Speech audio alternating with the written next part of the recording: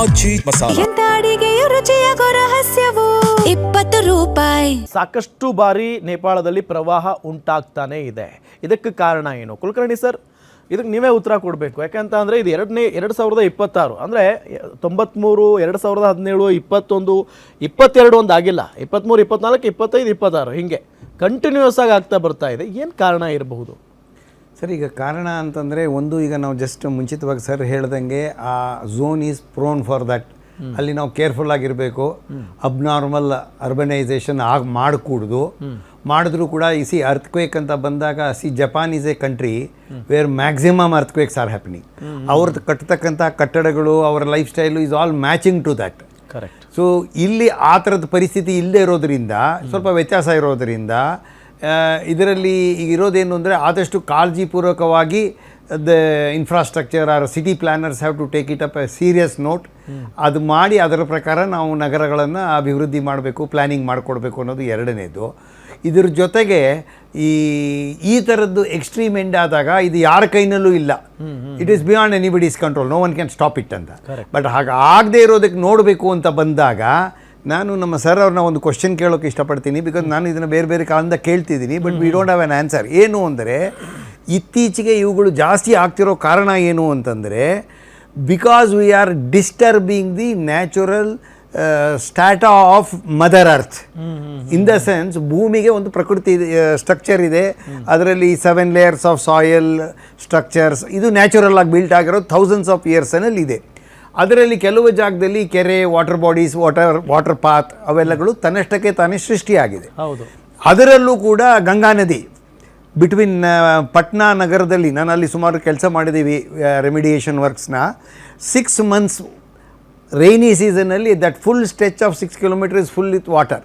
ನಾವು ಮೊನ್ನೆ ಬಂದಿರೋ ಪ್ರಕಾರ ಅದರ ನಂತರದಲ್ಲಿ ಸಿಟಿ ಒಳಗೆ ಕೂಡ ನೀರು ಹೋಗಿದೆ. That is A saucer kind of A nature. ಅದರೊಳಗಡೆ ವಾಟರ್ ಸ್ಟೋರೇಜ್ ಆಗಿ ಎಲ್ಲ ಕಡೆಯಿಂದ ಹರಿದು ಹೋಗೋ ನೀರು ಹೊರಗಡೆ ಹೋಗೋ ಬದಲಾಗಿ ಒಳಗಡೆ ಬರ್ತಾ ಇದೆ ನದಿಯಿಂದ ಅಂತ. The same way is it because of improper planning of storage of huge quantum of water in a known circle of land, which is creating imbalance on the total ecosystem. ಒಂದು. ಎರಡನೇದು, ಮುಂಚೆ ಬಿಲ್ಡಿಂಗ್ಗಳು ಕೂಡ ನಮಗೆ ಕಾಣಿಸ್ತಾ ಇರೋದಿವಲ್ಲ ಸಣ್ಣ ಪುಟ್ಟದ್ದು, ಬಟ್ ಬ್ಯಾಕ್ ಎಂಡ್ ಚೈನಾದಲ್ಲಿ ನೋಡಿದ್ರೆ ಅವರು 20 floors 30 floors ಕಟ್ಟಿ 2-3 floors ಅಷ್ಟು underground parking, STP, so many structures have come.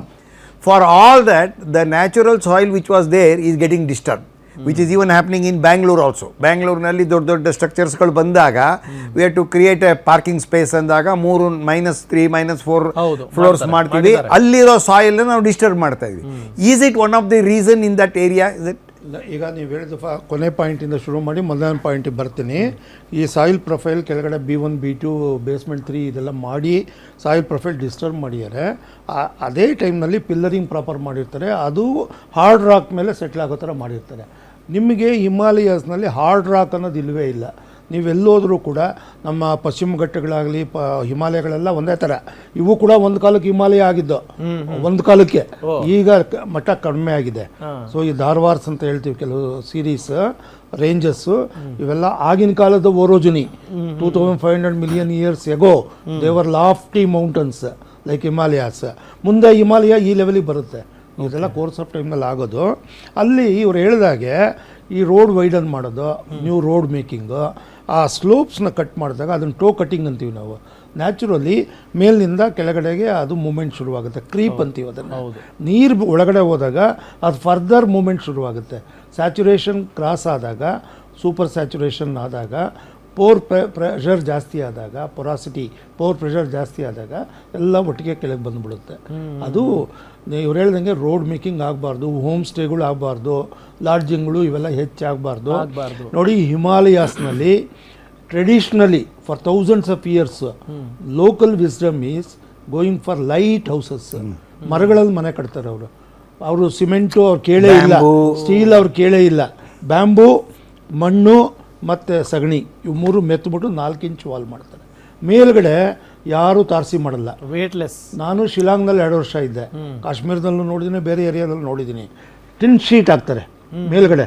ನೀವು ಎಂಥ ಸಾಹುಕಾರ ಮನೆ ಆದರೂ ಕೂಡ ಟಿನ್ ಶೀಟ್. ಅದು ಎಂಥ ಮಳೆ ಬಂದರೂ ಕೂಡ ಒಳಗಡೆ ನೀರು ಬರಲ್ಲ. ಅಲ್ಲಿನ ಪರಿಸ್ಥಿತಿಗೆ ಎಸ್ ಹೊಂದ್ಕೊಂಡಂಗೆ. ಆಮೇಲೆ ಕೆಳಗಡೆ ಭೂಮಿಯಿಂದ ಮೇಲಕ್ಕೆ 2 ಅಡಿ 3 ಅಡಿ ಗ್ಯಾಪ್ ಬಿಟ್ಟಿರ್ತಾರೆ. ಎಂಥ ಪ್ರವಾಹ ಬಂದರೂ ಕೂಡ ನೀರು ಹೊಟ್ಟೋಗ್ಬಿಡುತ್ತೆ.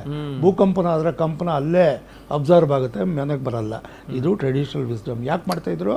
ಅವ್ರು ಅನುಭವಿಸಿದ್ದಾರೆ. ಹೌದು. ಈಗ ನಾನು ನೋಡ್ತೀನಿ ಶಿಲಾಂಗ್ನಲ್ಲಿ 5 ಫ್ಲೋರ್ 6 ಫ್ಲೋರ್ ಅಪಾರ್ಟ್ಮೆಂಟ್ಗಳು ಕಟ್ತಿದ್ದಾರೆ. ಇದು ದುರಂತ. ನೀವು ಹಿಮಾಲಯ ಯಾವುದೇ ಟೌನ್ಗೆ ಹೋಗಿ, ಶಿಮ್ಲಾಗೆ ಹೋಗಿ ಅಥವಾ ಬೇರೆ ಡಾರ್ಜಿಲಿಂಗ್ ಹೋಗಿ, ಶಿಲಾಂಗ್ ಹೋಗಿ ಎಲ್ಲೋದ್ರೂ ಕೂಡ ಹೈ ರೈಸ್ ಬಿಲ್ಡಿಂಗ್ಗಳು ಬರ್ತಾ ಇದೆ. ಬೆಂಗಳೂರನ್ನ ಅವ್ರು ಕಾಪಿ ಮಾಡ್ತಿದ್ದಾರೆ. ನೋಡಿ, ಪೆನಿನ್ಸುಲಾರ್ ಇಂಡಿಯಾದಲ್ಲಿ ಹೈದರಾಬಾದು ಅಥವಾ ಆಂಧ್ರ, ಮಹಾರಾಷ್ಟ್ರ, ಕರ್ನಾಟಕ ಟೆರೈನ್ ಬೇರೆ ಇದೆ. ಇಲ್ಲಿ ಡೆವಲಪ್ಮೆಂಟಲ್ ಪ್ಲಾನ್ಸ್ ಬೇರೆ.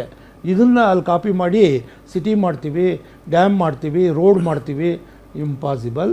ಇವ್ರು ಹೇಳ್ದಂಗೆ ಅಲ್ಲಿನ ಪ್ರಕೃತಿಗೆ ಗೌರವ ಕೊಟ್ಟು ಲಿಮಿಟೆಡ್ ವೇನಲ್ಲಿ ಅರ್ಬನೈಸೇಷನ್ ಮಾಡ್ಕೊಬೇಕು. ಅರ್ಬನ್ ಕ್ಲಸ್ಟರ್ಸ್ ಕಂಗ್ಲಾಮರೇಷನ್ ಜಾಸ್ತಿ ಆದಷ್ಟು ಎಲ್ಲ ರೀತಿಯ ಸಮಸ್ಯೆಗಳು ಬರ್ತವೆ. ನಮ್ಮ ಬೆಂಗಳೂರಿನಲ್ಲೂ ಕೂಡ ಇದರ ಕ್ಯಾರಿಯಿಂಗ್ ಕೆಪಾಸಿಟಿ 1 crore, ಈಗ 1.5 crores ಆಗಿದೆ. 2032ಕ್ಕೆ ನಮ್ಮ ಮಾನ್ಯ DK ಶಿ ಅವರು ಹೇಳ್ತಾರೆ 2 ಕೋಟಿ ಮಾಡ್ತೀವಿ ಅಂತ. ಅದಕ್ಕೆ ನಾವು ಎಲ್ಲ ಡೆವಲಪ್ ಮಾಡಬೇಕು ಅಂತ. ಈ 1.5 2 ಕೋಟಿ ಮಧ್ಯದಲ್ಲಿ ಬರೋರು ಯಾರು? ಹೊರಗಡೆಯಿಂದ ಬರೋರು. ಅವ್ರಿಗೋಸ್ಕರ ನಾವು ಅಪಾರ್ಟ್ಮೆಂಟ್ ಕಟ್ಟಬೇಕು, ಫ್ಲೈಓವರ್ ಮಾಡಬೇಕು, ಟನಲ್ ಮಾಡಬೇಕು. ಯಾಕೆ ಮಾಡಬೇಕು? ಯಾಕೆ ಮಾಡಬೇಕು ಹೇಳಿ? ಇಲ್ಲಿರೋರು ನೋಡ್ಕೊಳ್ಳಿ ನೀವು. ನಾನು 2 ವರ್ಷದಿಂದ ಹೇಳ್ತಾ ಇದ್ದೆ, ಇದು ನಿಜ ಆಗಿದೆ. ಈಗ ಇಲ್ಲಿ ಸುತ್ತಮುತ್ತ 1 ಕೋಟಿ ಜನ ಓಕೆ, ಕಂಫರ್ಟಬಲ್ ಅಲ್ವಾ? Carrying capacity for any city. Housing, law and order, health, schooling, policing ಎಲ್ಲ ಲಿಮಿಟೆಡ್ ಆಗಿರುತ್ತೆ, ಕಂಫರ್ಟಬಲ್ ಆಗಿರುತ್ತೆ.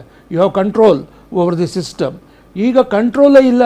You are not able to do anything for your traffic. So ಮೀರಿದ್ರೆ ಏನಾಗುತ್ತೆ ಸರ್? ಬೆಂಗಳೂರು ಕೊಲ್ಯಾಪ್ಸ್ ಆಗುತ್ತೆ, ಸಿಟಿ ಕೊಲ್ಯಾಪ್ಸ್ ಆಗುತ್ತೆ. ನೋಡಿ, 2 ವರ್ಷದಿಂದ ಹೇಳ್ತಾ ಇದ್ದೆ, ಈ ಸುತ್ತಮುತ್ತಲ ಹಳ್ಳಿಗಳೆಲ್ಲ ಸೇರ್ಕೊಂಬಿಟ್ಟು ಅಗ್ರಿಕಲ್ಚರ್ ಲ್ಯಾಂಡ್ ಎಲ್ಲ ಸೇರಿಸ್ಕೊಂಬಿಟ್ಟಿದ್ದೀವಿ.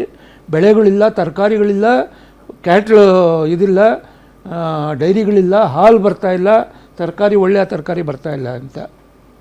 ಈಗ 1 ತಿಂಗಳಿಂದ ರೈಡ್ ಮಾಡ್ತಿದ್ದಾರೆ.